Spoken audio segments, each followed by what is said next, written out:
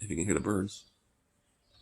It's overcast here today. I checked like the local weather thing, and I said there's like possible thunderstorms at the coast more, so we're getting the overcastness from that, which is nice. Probably won't get anything today if it hasn't happened yet, but it's a good time to go put that sensor in my car, which is nice and cool outside. It's literally I just clip off the little wire, 2 Phillips heads, and I drop it in. That's easy. It's a $150 sensor. At the dealership, I also bought a serpentine belt. The car has a timing chain, so I'm good with that. And my transmission is a sealed CVT, so I'm good with that. But the serpentine belt is definitely starting to go because it's starting to make more and more noise the more I drive around. And after I drive around for a little bit, it warms up and stretches and starts to make noise. So definitely needs to go before I go to Vegas in the summertime. So oil change will be Royal Purple, K&N filter, Toyota genuine serpentine belt.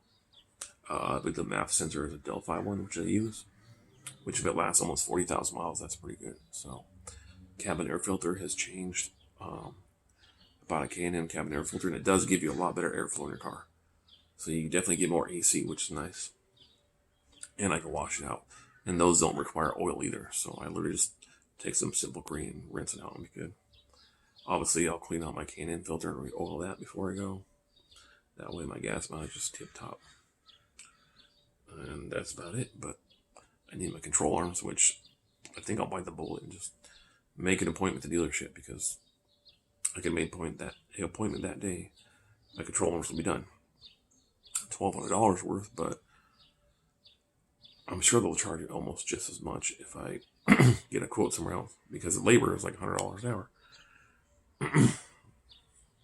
So, and the part itself is $150, so they're probably close to $200, $250 with tax and all that California fees and stuff like that. So,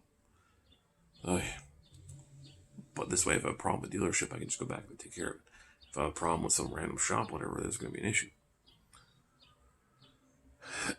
And if I buy like a Napa control arm or Duralast, it's probably not going to be as good as Toyota anyway. But I was trying to find one with like a urethane bushing, but Moog doesn't make control arms for my car, sadly. I do make the sway bar endings, and I bought those, so hopefully the dealership will let me put those on, even though they're not Toyota. Even if they charge like $50, $60, whatever, they're going to be under there taking shit apart anyway. And it's a sway bar end link, so there's a bolt on the bottom, a bolt on the top. It shouldn't be too difficult. There's nothing to align with those things. So once I get that car, my car will drive straight. I won't have like none of this fucking weird steering wheel playing because the bushings are out and stuff. I definitely want that done before I go on a long trip because my car's squeaking more and more every time I go over a bump. Every time I flex it, it just ring. If I get out my car and I rock it, it sounds like 2 huge people are getting freaked in my car. Like it's really sketchy. So the bushings are bad. So that's what I suspected. And I got the quote, and I almost had a heart attack when they said $1,200. But I'd rather have Toyota work on it and do it right, and get Toyota genuine parts than go buy $300 with the control arms, take it in, and have it be all that big pain in the ass, and have nothing work right, or the guy didn't put it in right, have to go back and forth. So with Toyota, I can literally make an appointment on my phone, which I've done many times. I go in there, wait a couple hours, or he takes me home, but I might as well just sit there for a couple hours, not a big deal.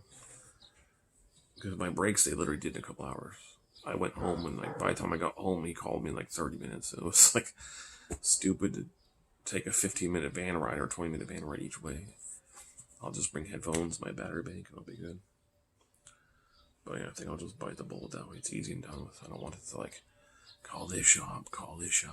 What kind of warranty you have? What kind of this? What if I have problems with it's knowing my luck, I'll just take it to the dealership and have them install it. Not a problem.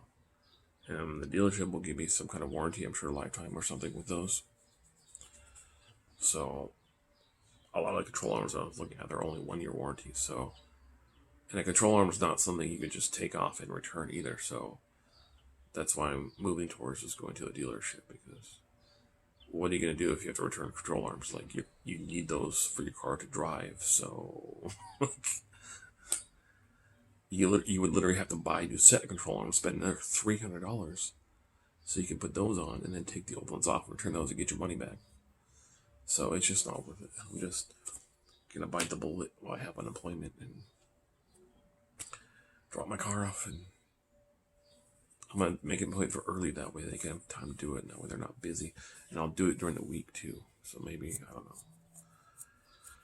I have money in my other bank account for it, but I don't want that. I want to save that for more, for like emergencies. So, or I could wait another like week and a half and let my unemployment come in. But